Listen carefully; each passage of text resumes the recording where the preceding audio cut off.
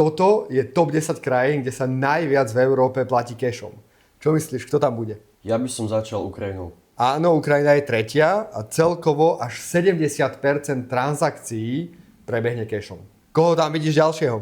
Ja by som typol Turecko. Áno, chápem, Turecko by som tam vnímal aj ja, ale Turecko tam nie je a je to zaujímavé, v Turecku len 40% transakcií prebehne cashom. OK, tak také Srbsko tam už ale musí byť. Áno, Srbskom si sa trafil a je to 5. miesto, 65%. Koho ďalšieho tam vidíš? Tak v tom okolí je aj Bosna a Hercegovina. Bosna a Hercegovina spolu s Kosovom obsadila 8. miesto so 60% transakcií v keši. Ako to vidíš ďalej?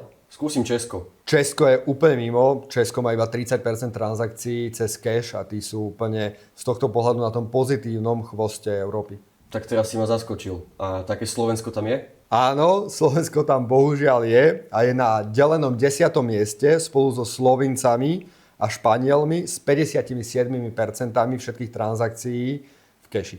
OK, tak z tých východných krajín by tam mohlo byť ešte Moldavsko? Moldavsko tam je a takmer si trafil prvé miesto. Moldavsko je s 80% transakcií v keši na druhom mieste. Skúsim našich západných susedov, a to sú Rakúšania. Áno, dobrý tip. Sú na 7. mieste a platí sa tam v keši viacej ako na Slovensku, konkrétne v 61% prípadov. Práve mi napadlo, my sme sa vlastne teraz vrátili z Malty, tam sa dosť platilo v keši, je tam ona? Tiež by som ju netypoval, ale napriek tomu so 67% transakcií v hotovosti je na 4. mieste v rámci Európy. Čo také Rumunsko? Rumunsko by som natypoval aj ja. Ty predstav si, Rumúni len 20% transakcií majú v keši. Oni sú tam digitálni neskutočne.